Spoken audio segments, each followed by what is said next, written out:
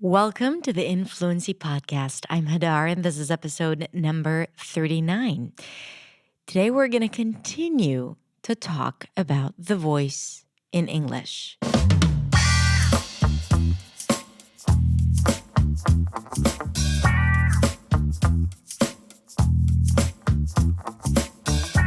Hey everyone, thank you so much for being here for another episode of the Influency Podcast. I'm really excited to have you here. And by here, I mean here in the room with me, because that's how I imagine it, right? I imagine that you are sitting right next to me and I'm just speaking to you. Now, in the intro, I said we're going to continue the conversation about the voice. So if this is the first episode you're listening to, about the voice and you have no idea what I'm talking about, let me give you a little background here.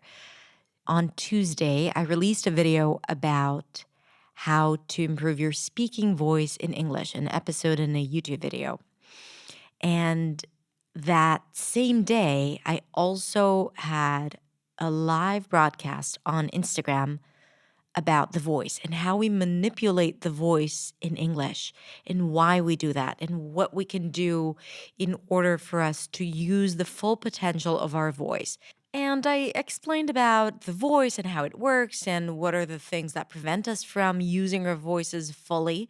And I got such incredible questions, and people were super excited about this topic because it is often not discussed. I mean, in this industry, right? Like people usually don't talk about the voice. They talk about the vocal placement of English, but it's not a real and a deep discussion about the voice. And the voice is like our true expression. That's what we use to express ourselves first and foremost before we work on our grammar or vocabulary or pronunciation. It's the voice that comes out, right? And I feel that people don't have the tools. I have the tools because I've learned acting, and that was like 1,500 years ago. I wanted to say 15, and then I thought, I think it's more than 15 years. And then it just feels like 1,500 years ago. But I had access to this knowledge that I think every single person in this world should have access to. In particular, speakers of other languages, speakers of English as a second language. There is so much we don't know about where to place our voice and how to use it so we can become expressive and persuasive and interesting. So it's really not just a conversation about intonation. It's a question about that immediate expression of ourselves, the voice. And I just went live having this idea that, let's talk about the voice and the questions that came up and the responses. And people really wanted to learn more about it and to understand better why it is so difficult for them to feel comfortable in their own voice. We always say you want to get comfortable in your own skin. So your voice is even more intimate than your skin. And if you don't feel comfortable hearing your voice, it's definitely going to compromise your communication in your native language and in English, even more in English. This is why I decided to share the audio of that broadcast. It's like a 1 hour long broadcast where I answer questions and I talk about the voice, and it's a really deep conversation. So I figured that you, my podcast listener, would enjoy this conversation too. I also talk about my podcast voice and how it is different and why it is different than my video voice. I give a pretty good explanation there, so stick around and listen to it. I hope you enjoyed it. If you do, come on over to Instagram and send me a DM to let me know that you enjoyed it. And if you have any questions, you can also ask me there. So enjoy it, have fun, speak up.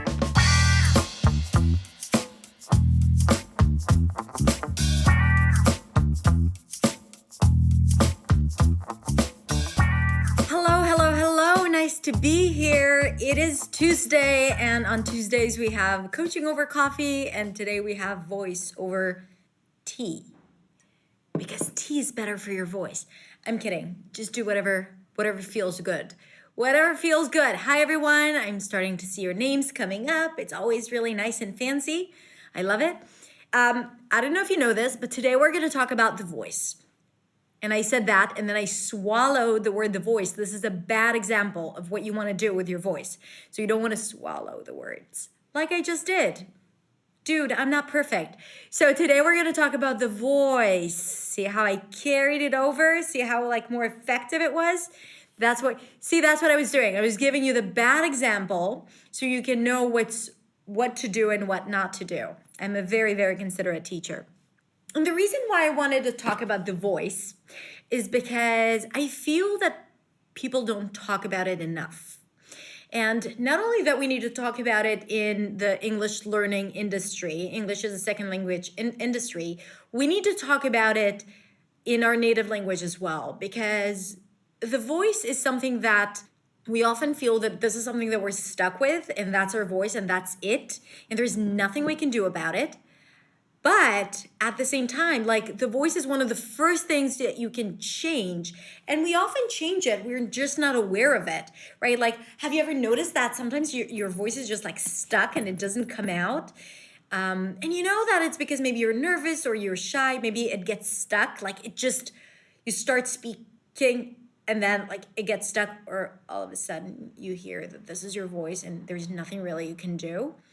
Or maybe sometimes you speak and people are they can't hear you and you try to go a little louder, but it feels like you just need to work so hard for people to hear you. And the thing is, that's not how it works. Your voice, you don't have to shout for people from across the room could hear you. Our voice is an incredible tool. It's such an incredible way of expression, and it's frequencies, right? We can't see it. And it really depends on where we're at. If we're in the open field, of course, our voice is going to behave differently. If we're in a small room with no furniture, our voice is going to behave differently. If we're in a room with a lot of furniture, then all of a sudden, the quality is going to be different. You sound different when you speak into a mic. I just recorded a podcast today, so today's video that is going to be released as we speak is about the voice.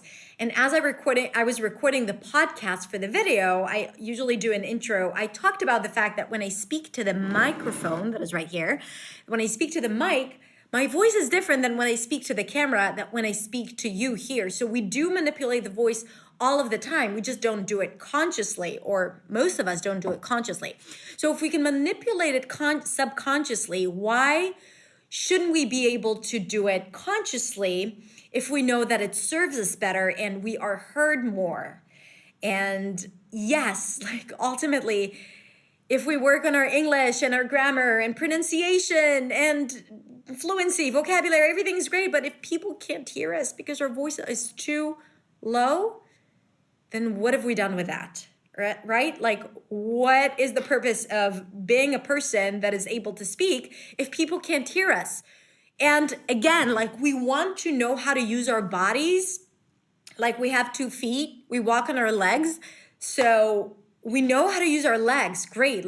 It would be so stupid if we had those 2 legs and we would walk on our knees or our hands all day long. Right? Why should we do that? We were built a certain way. So why shouldn't we use what we were born with?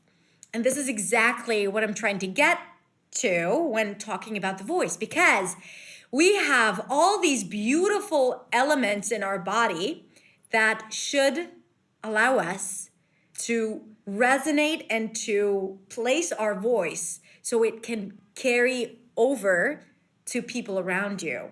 We are all born with the same features, unless you were born with, unless you have a problem with your vocal cords, right? Unless it's something physical, then I'm assuming that's not the case. If it is, there are ways to do that. But I'm not talking about people with injuries, vocal injuries, or nodes on their vocal cords. I'm not talking about that. I'm talking about people who are born and they just can't find a way to express themselves in a varied, versatile, loud, proud way.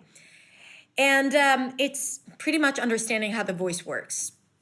And this is what we're going to talk about today, and that's what I talk about in the video that I released, so go watch it after. In the video, I actually give you some exercises, and we are going to do it together in the video, and maybe here today as well.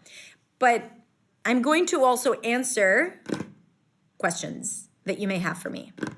And if someone has a specific question, then just put it in the question tab, okay?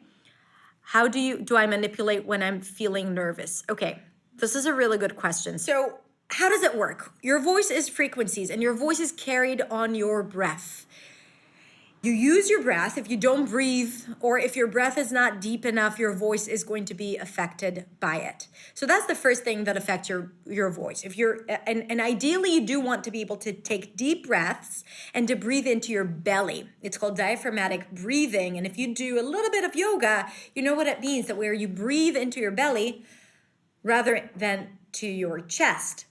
Now, I want you to look at I don't know if you can do it, but if you have a mirror, or look at your webcam or phone camera right now, and take a deep breath with me right now. Let's do it. Good. Breathe out. Good. Breathe in.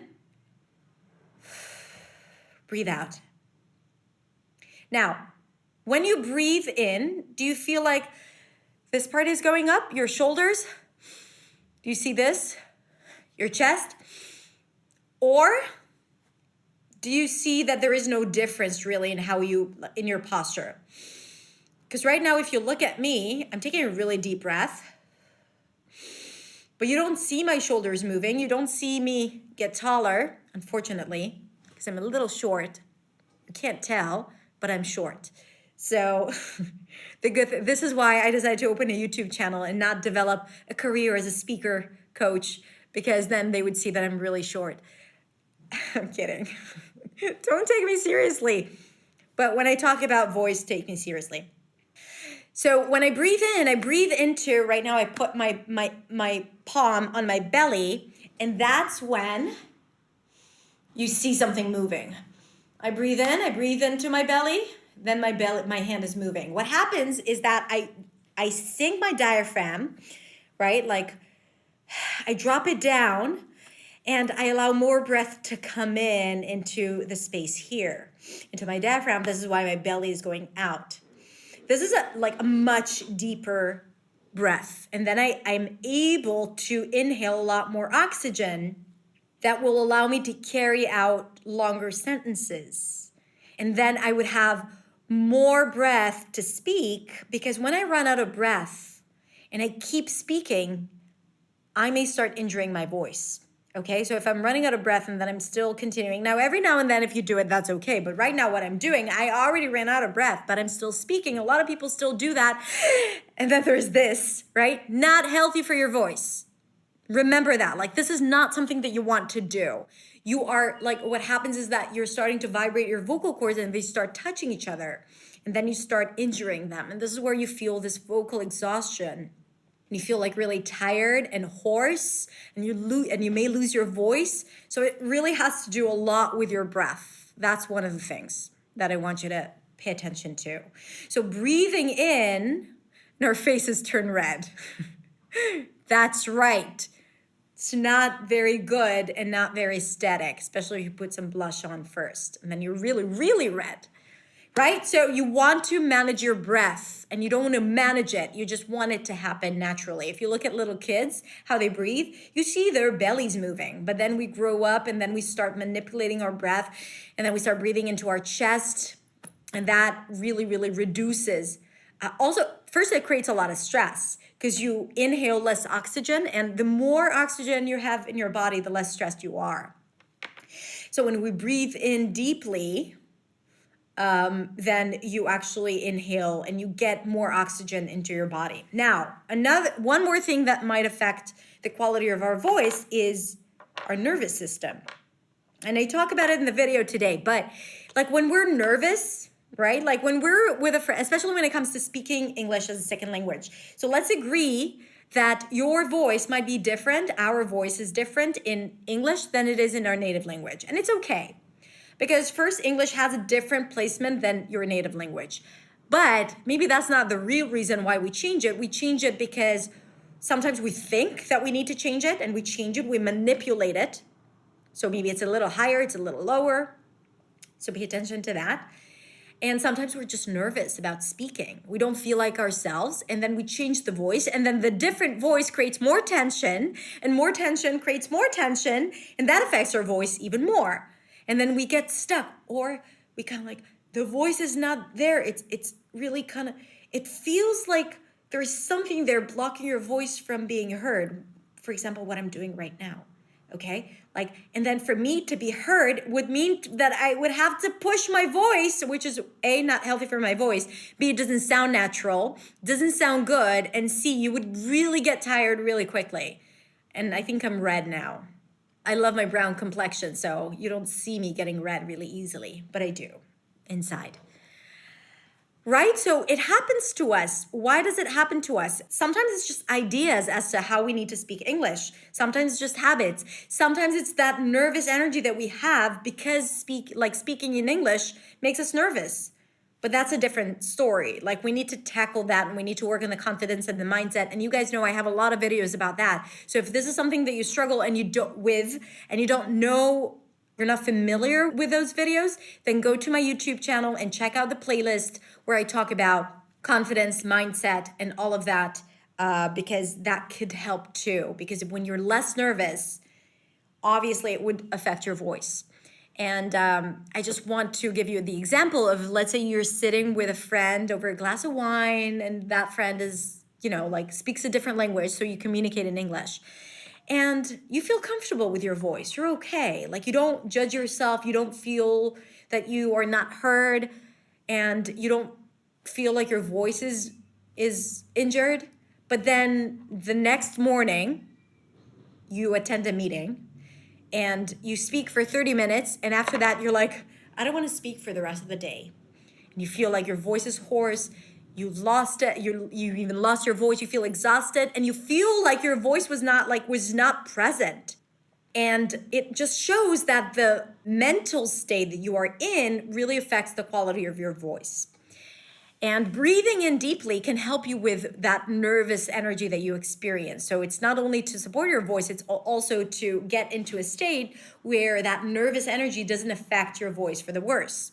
Now, the last thing I want you to remember, so we talked about breath, we talked about the mental state, emotional state, okay? Being nervous, feeling like that people are watching us, or feeling that people are judging us will affect the quality of your voice. So this is like the mindset, and you need to reframe this idea that people are judging you, or if you make mistakes, that people are not going to appreciate you or respect you. But the last thing is, where do you place your voice? So as I said, we're born with all these great tools to express ourselves fully and to have this nice, beautiful vocal quality. But we're not using it because we've never learned how. So you need to understand that you use your voice, you have your breath, and you have the vocal cords that vibrate like guitar strings that are right here, that vibrate as you're speaking. And that's like, if they vibrate really quickly, then the voice is a little higher. If they vibrate a little slowly, then we're talking about lower notes.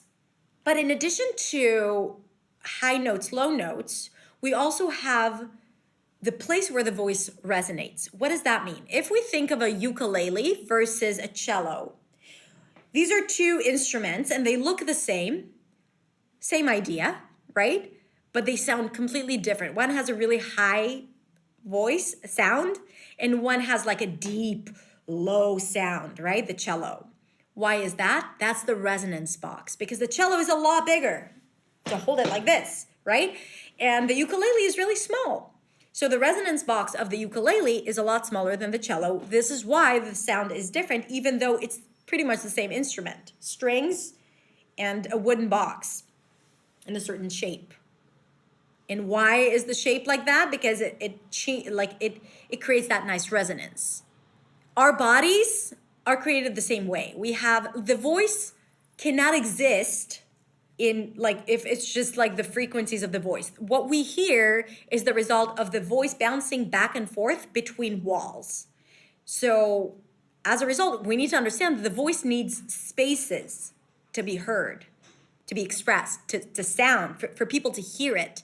This is why when you're in the open field, you feel like, and you're standing 6 feet away from a friend because it's COVID-19, and we need to stand 6 feet away, and they can't hear you. But if you're in a small room, you can hear each other clearly because the sound bounces back and forth between the walls.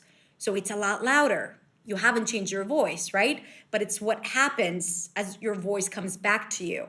But when you're in the open fields or on the beach, it doesn't happen. Your voice is just lost. So that's the same idea. And luckily, we have spaces in our bodies for the voice to resonate, and only open spaces. So it doesn't resonate in the ear or the chin. It resonates wherever there is voice. So the mouth, obviously, right? But not just the mouth, because if I resonate in the mouth, it's going to be a very limited voice. And that's what I'm doing right now, because right now I'm only placing my voice right here in the throat. But you also have the chest. Now, what does it mean to resonate the voice in the chest? That means that most of the vibrations, like where the voice goes back and forth, right, happens mostly in the chest. But you also have other spaces in the body, like your nasal cavities right here, right? Like the sinuses.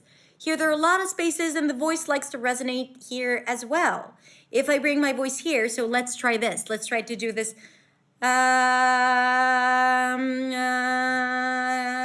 Do this with me and kind of like tap on your nasal cavities. So that's another place for you to vibrate your voice. And you can vibrate your voice in the nose because the nose has a lot of spaces, and those spaces are blocked when we have a cold, right? Like when everything's congested here, so it really changes our voice because it doesn't resonate in the nose anymore. So try it out. Hello, what's up? But if you only resonate in the voice, that's how you sound. Like right now, I'm placing my voice in the nose, and this is how it sounds. And some people do speak like that, right? And some people place it in the head, like I'm doing right now. So I'm kind of like resonating the voice here in the nasal cavities. Now, I'm not expecting you to know how to do that right now. I'm just showing you the different places. And here's the thing. If we choose to resonate the voice only in one place, just the nose, just the cheeks, just the mouth, or just the chest, the voice is going to be limited, right? It's going to have one layer or one quality. And also, the smaller the space is, like nose or just head, the smaller the voice is, just like the ukulele, right? The smaller the resonance box is, the smaller the quality is, the higher the note is. So the larger the resonance box is, chest, a lot of space here, especially if you breathe in deeply and create more space, right? Then you have more room for the voice to resonate. And then your voice gets bigger, like the cello. So you want to be able to know how to direct your voice from your chest to your head, to your nose, just to try it out. Let's try, and I do it in the video as well, so you can go watch it after, and you can keep it. But one of the ways for you to resonate the voice in the chest is, first of all, to find those lower frequencies, because it's harder to find your chest voice when your voice is up here. So you want to go down, like large spaces, like lower frequencies, and you want to maybe start by placing your palm on your chest and try to feel tickles and vibrations all the way down here. And lower it.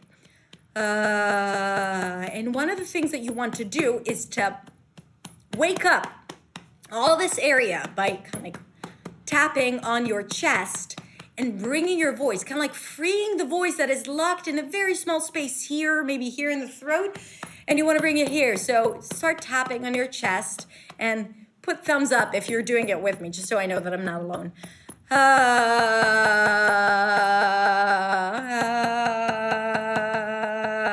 Right? Go low and kind of like tap. Thank you, Kelly, for doing this with me. All over your chest, up here and a little lower here. You want to free your voice, like really start to see how your taps are changing and affecting your voice. If you don't feel the difference, and you don't feel vibrations here, you don't feel vibrations, try to lower your voice and really, it's like you can think it and it will happen. You don't need to do something physically. I can't tell you now, hit this button and then your voice goes down. I'm really, really happy to see that people are doing this with me. It makes me feel a lot better. And I know it's gonna work for you. So you want to really direct your voice here, to shoot it down to your chest. Sometimes a thought is all you need.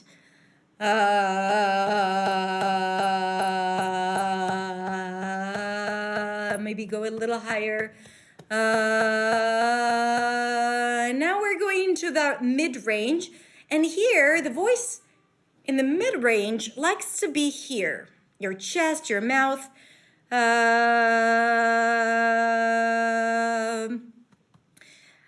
Paula says, the vibrations go stronger as I move my palm closer to my throat. Yes, okay, it means that it vibrates here. This is exactly where it needs to vibrate. Sometimes you can also vibrate your voice here. If it's just the throat, the quality is really tight. Now, there are people who speak like that, and that's the quality of their voice. And sometimes, it could be like a language that likes this voice placement, like the quality of the voice for a certain language can be here, right? And some speakers can be more here, and sometimes speakers can only use the head voice. So right now, let's do this. Let's go up here and try to bring it, maybe start with the nose. It's a little easier. So put your fingers on your nose and try to feel vibrations. Start with a For an or an you always feel vibrations because the air comes out through the nose. Now do and feel the vibrations here in the nose. And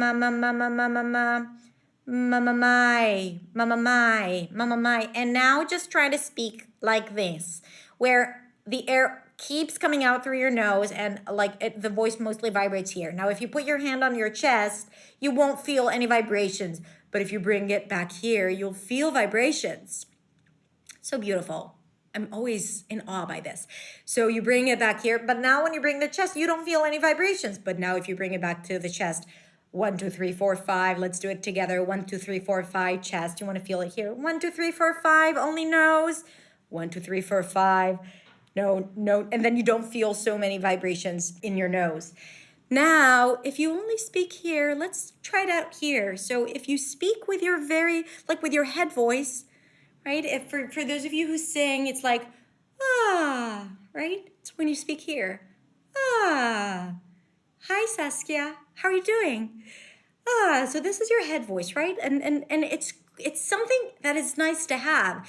Now, if you speak only here, because it's like the ukulele, then obviously it's not going to be carried over to the end of the room when you're speaking if you're only here. So you want your chest to support it. However, if you only speak with your chest and resonate your voice here, down here, then your voice is also not going to be that varied. So what is the secret? Now that we've discovered how to move from your head voice to your nose, to your throat, to your chest, what is the secret? The perfect ring. Ta-da! I'm kidding. What is the ring? What is she talking about? The ring? No, the ring. When something rings, do you know, like when you have a triangle and you click on it and then you hear the ripples of the sound? Tum. I might have it on my computer. I'll look it up just to play it because I'm geeky that way. I'll look it up. I'll give you time to ask questions in the meantime. Okay, yeah, I can find it. There it is, the triangle. Did you hear it? I'll come closer with the mic. The ring, where you balance between your lower frequencies and your chest and your higher frequencies, your voice. When and where does it happen? When you find the optimum pitch level. The optimum pitch level is the most comfortable placement for your voice. It's a balance between the head voice and the chest voice. Where does it happen? Usually on your So when someone speaks to you and you're like, Go and you go like, yeah, I totally get it.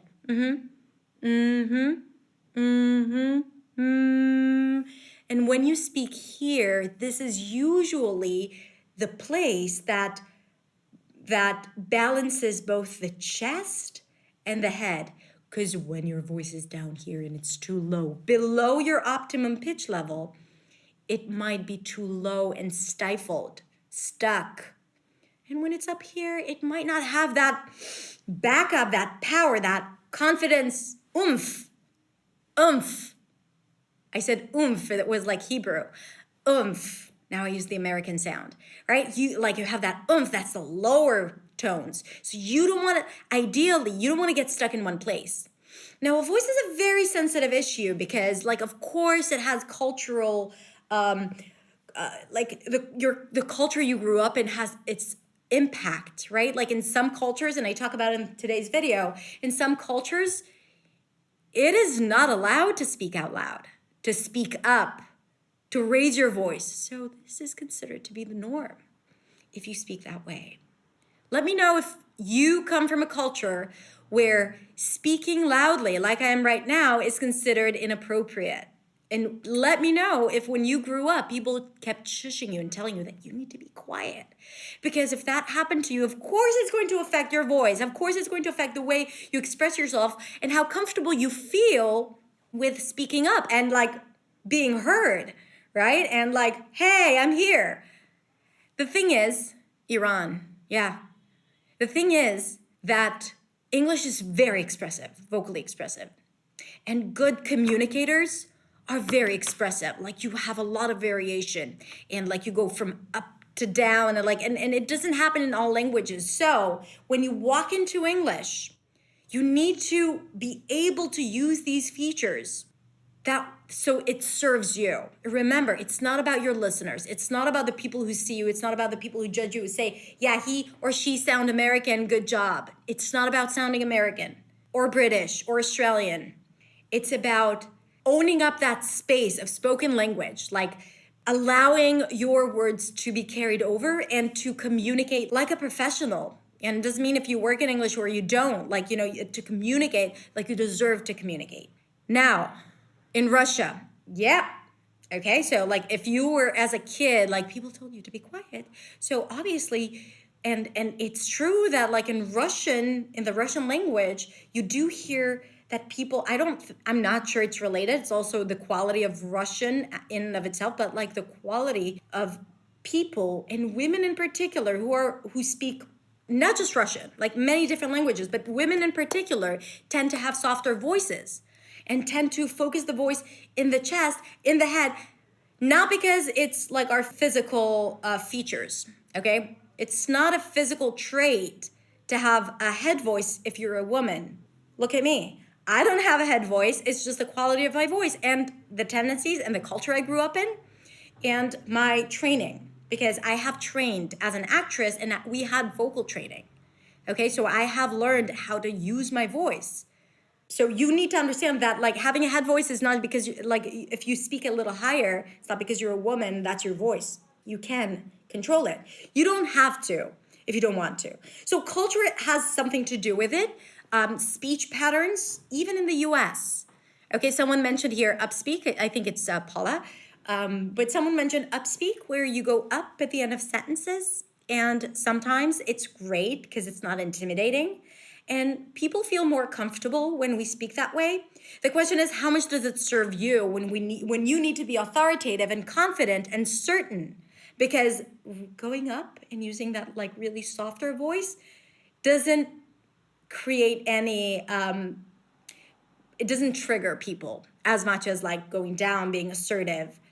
But as part of you creating that vocal power, you need to be aware of that. You need to be aware of that feature where you go up, that it makes you sound less certain and sometimes less confident, especially if there are other reasons for you that prevent you from sounding confident, right? Like speaking English in general, vocabulary, pronunciation, grammar, all these elements.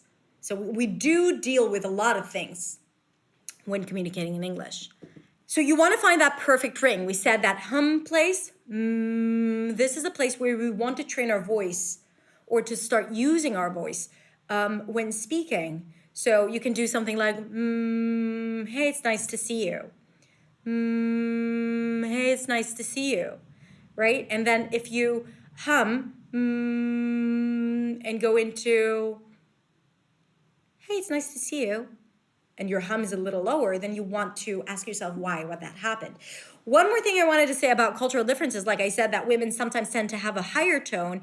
Sometimes women in particular, and men too, force their voices to go lower because they think it's more authoritative and they sound more confident. And like the powerful voice has male tendencies, like male quality, which is lower. Okay, yeah, the female voice is generally higher. That's sure. That's for sure. But it doesn't mean that it has to be a head voice. But people tend to go really low. And the result is that we either go too low and we're not heard because our voices are not, or we leave ourselves like a really, really limited range speaking, and then our voice becomes monotone, or we fry our voice like I'm doing right now. Okay, which is something that happens at the end of, like, when you're really tired. So when your voice is too low, or at the end of sentences where we kind of like, we stop the breath a little sooner, then the voice gets into that vocal fry. And or sometimes it sounds really cool to speak like that because it's like the opposite of, oh my God, it's so good to see you, right? How are you doing? So sometimes we deliberately go down so we don't sound like cheerful and cheerleadery. But the question is, does it serve our voice? Like, do we use our voice to its full potential? Are we heard as well? Are we varied? And what I'm saying now is relevant for all speakers. Like I could say that to native speakers as well. I could say that to you, talking about your first language, your L1. But when it comes to English, we tend to reduce ourselves anyway. We tend to become more monotone because of many different reasons. And if we add voice to it, then we don't leave ourselves a lot of room for variation. So being able to shift from head to chest creates more room and more range. So a few of the exercises that I share, because I want to go into questions and we do have limited time, so I'm not going to do the exercises here. I'm going to ask you to go to the YouTube video that I think is released by now and do the exercises there. They're fun and they're freeing, and it will help you to explore the quality of your voice. But what I'm saying is, like, identify how you shift from head to throat to chest to nose, and identify that optimum pitch level. So as I said, one of the ways for you to do that is to hum. Another way is that if you go, and then you take your fingers and you press your diaphragm kind of like harshly a few times like this.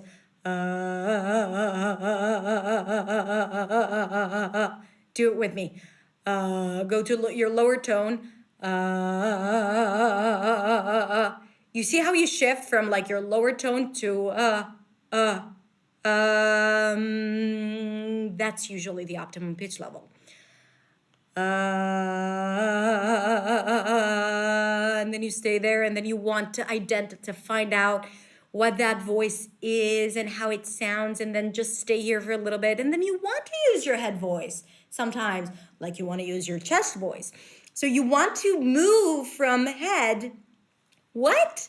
What are you talking about? I never said that I'm not going to the party like my friend did, right? So when you have variation and you move from your head voice to your chest voice, it creates this variety, versatility, interest. You can make people laugh. You can engage people. They'd be more curious. Whereas if you just speak here in your chest voice and there's not a lot of variation, or here in your head voice, sometimes different words come out. Like I want to say one word and then another word comes out. And then I watch my YouTube videos and sometimes I do one take and then I'm like, why did I say that word? It does not make any sense. Just sharing with you because you're my friends. Okay, so when you are able to control your voice you understand your optimum pitch level, you understand where it is to place your voice in your head, you understand your chest voice. There isn't one placement for your voice. You want to shift like a ballerina from one place to another inside your body, right? And that's how you become expressive. And that, then we go into, okay, what words do I stress? Where do I go up? But if you listen to me just now speak about I constantly go between the high notes and the low notes, right? Which makes you more engaged and intrigued and you keep on listening to me. Imagine I would do the entire video speaking like this, right? So you would have to really, really focus on what I'm saying and the content. And I'm not saying it wouldn't be as exciting, but when I'm doing this, I'm making it easier on you to listen to me and to hear my voice and to hear my message and to not get bored and to not zone out. Like we all know those university speakers or those teachers that we kind of like, they're really good, but they speak and we're like, didn't he say that already? Or why do I fall asleep? I really need to pay attention now, but I'm falling asleep. So when you vary your intonation, when you vary your voice, it keeps your listeners on their toes. Like they never know what you're going to do next. And like, I'm not saying I'm great. Like sometimes I record a podcast or a video, or I speak to my students and then I'm like, why am I repeating the same pattern again and again and again? Like we need to also develop that external ear to recognize when we go into this, like when we do use the same pattern. So it doesn't have to be on the same note, but when we do use the same pattern, and like I'm doing right now, when I'm speaking and like I hear the same melodious pattern over and over again, now I changed it. Melodious pattern again and again, and then I'm speaking, and then you feel like I am changing my voice, but I'm using the same bit again and again and again. So you need to develop that external ear, and then you can change it. And then you can kind of like all of a sudden pause, right? Like if you feel that you're in a pattern. But the idea is that it can only happen when you are in control and you're comfortable with your voice, which is why you need to do the exercises that I created for you on the video. That includes the power speech, my friends. For those of you who are in Accent Makeover, you know what it means because you're working on it right now. It includes singing out loud. It includes dancing, laughing. Okay, questions with the time that we have left. I remember my Korean teacher, she takes voice lesson before she's able to teach using men and women voice. Okay, so I'm assuming that was a speech coach or an English coach. So she was able to teach, well, that's great. Like, I think that it's a skill that people should have. Like, not just teachers, not just lecturers, not just public speakers, anyone. You want to sound persuasive, even if you're talking to the clerk or the bank teller. Especially the bank teller. I change my voice when speaking English. I feel like I'm another person because I'm imitating someone else's voice. I can't see the rest of the question, so I'm just going to answer you and say that when we change our voice in English, first of all, it's because we don't know how to use it. But also because sometimes we have this idea of like how the English voice should sound.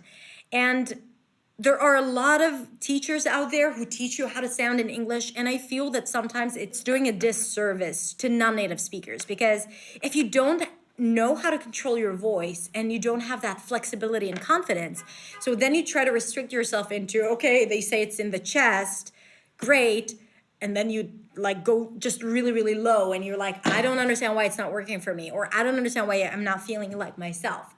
I feel that in the hierarchy of sounding American or feeling good and using your voice, even the vocal placement of your true voice or your native language is not exactly like that of English. That wins big time, okay? Because again, if you listen to native speakers, it's not like they all have the same voice. Some people have a nasal voice and a strident voice and a hoarse voice and brassy voice. And like there are different qualities of voice of people, you know, like, so it's not like, oh, I need to do this to sound American. So it's very misleading if you don't know how to control your voice. Yes, English tends to live more in the lower resonance, but you need to know how to do that. And sometimes even when you listen to men, not even if you listen to men, they use their head voice a lot, especially expressive voices of men. Listen to Jerry Seinfeld. Let's agree that he's the man, right? And he often goes here. Does that make him feminine? No. It makes him expressive and funny and engaging. So it's like, this is why I'm really against any concept of this is how you should do it.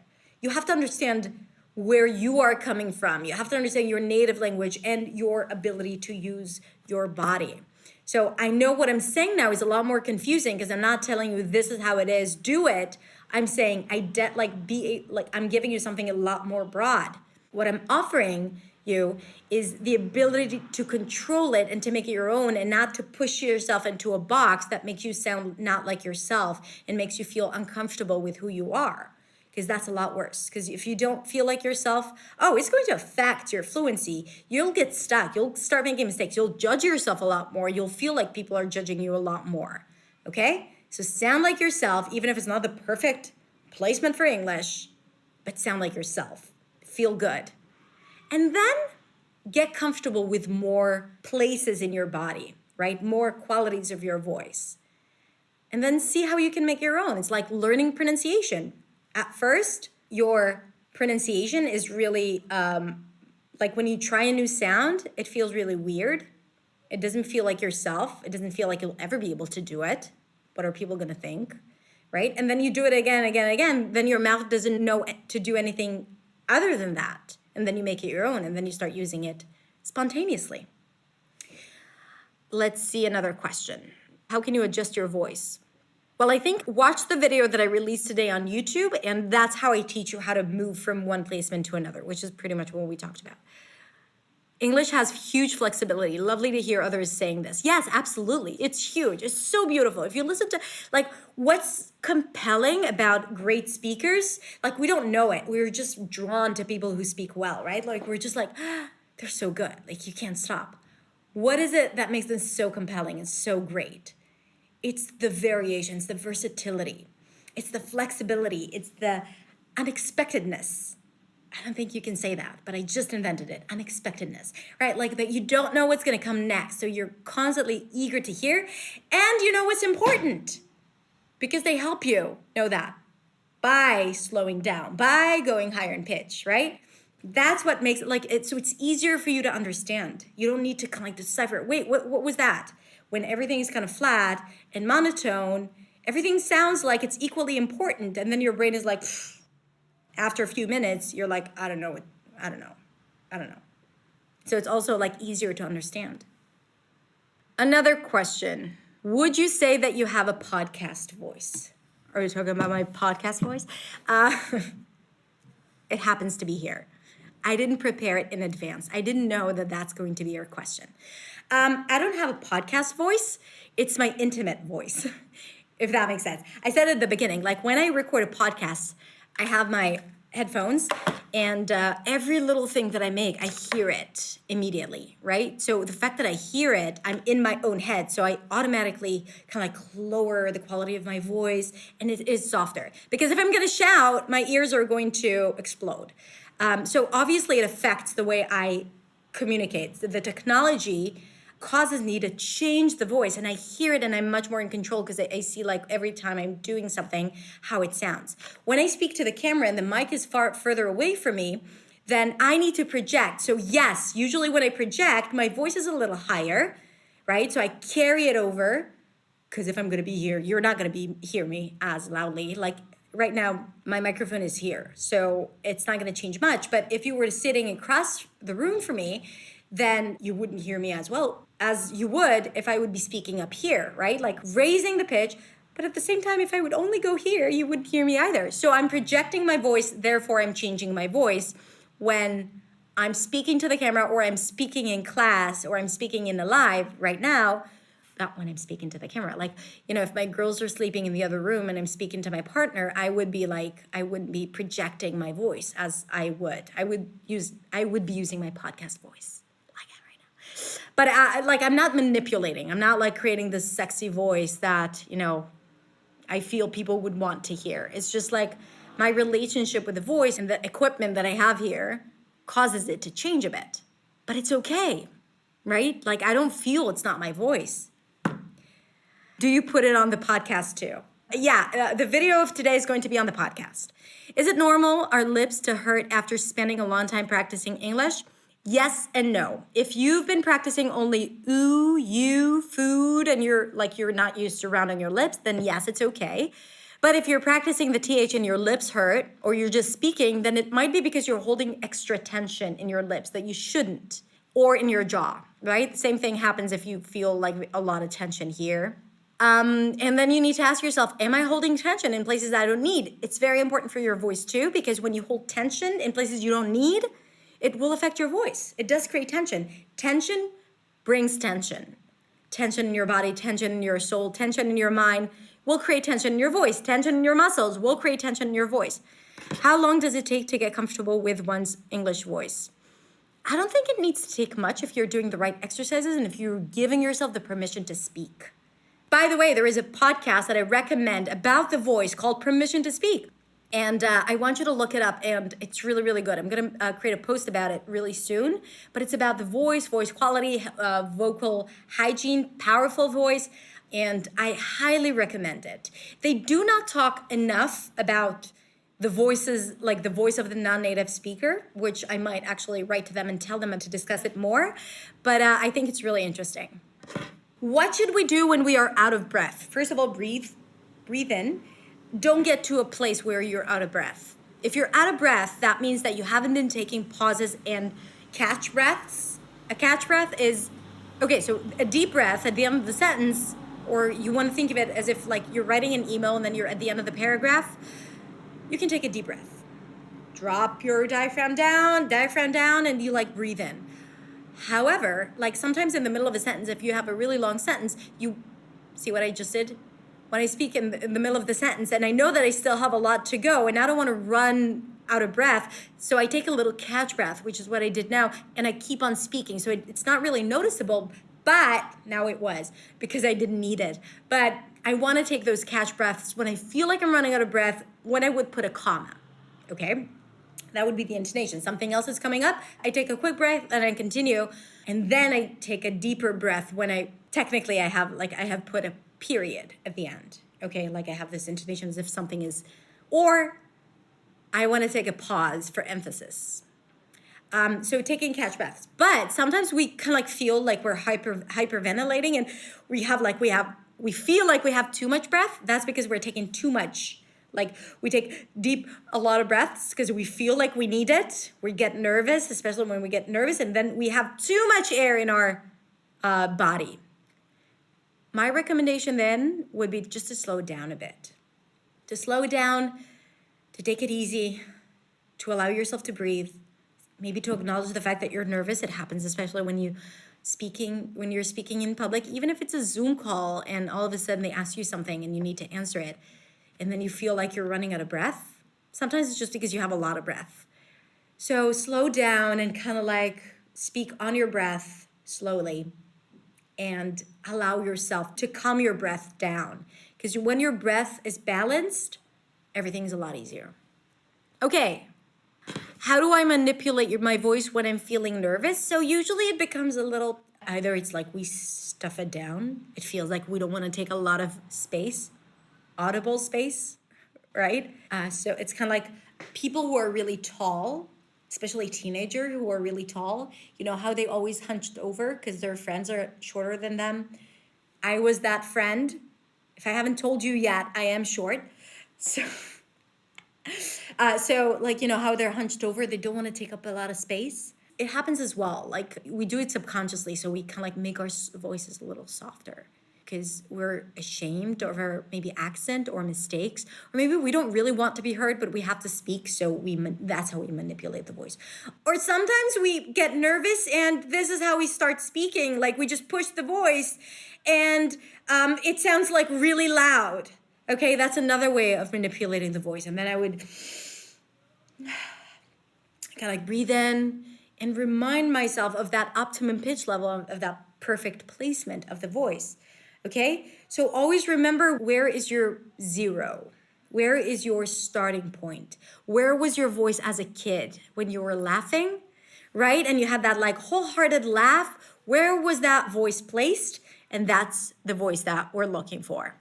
Okay, one last question before we end. Do you teach English online? Yes, I do.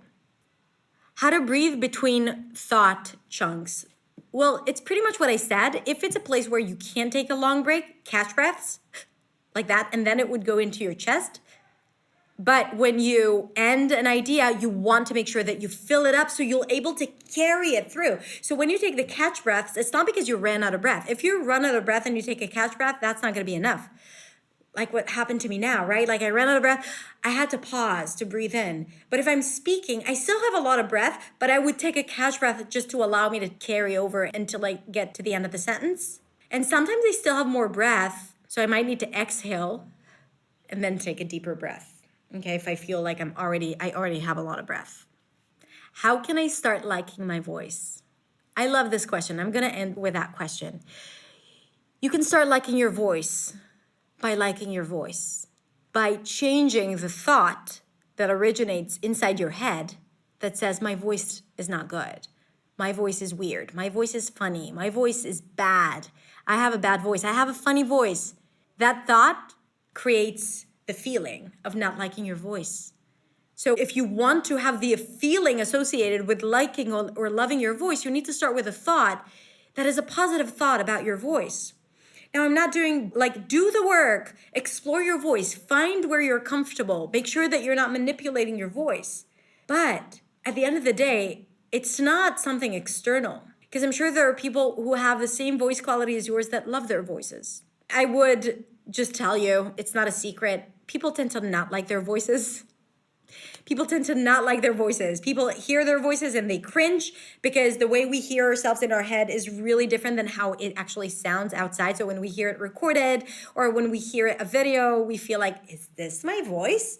So this is why we tend to not like our voice. But the more we do it, we get comfortable with that new voice, which is your voice, just how it sounds when you record it into a machine.